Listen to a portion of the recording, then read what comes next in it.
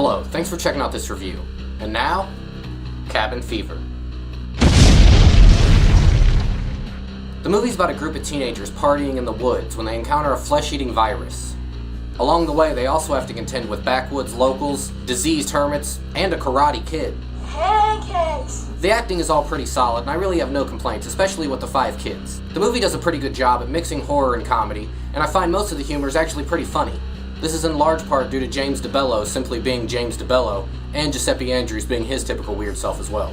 There are some pacing issues, especially in the middle of the film, but things pick up for a nice, decent ending.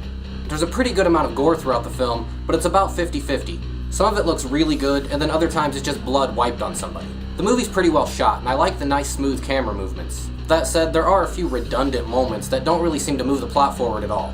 I also need to point out that the film makes use of David Hess's original music from The Last House on the Left, and I like that a lot. Cabin Fever is a movie that thoroughly entertained me the first time I watched it, the second time I watched it, hell, even up to the 20th time I've watched it.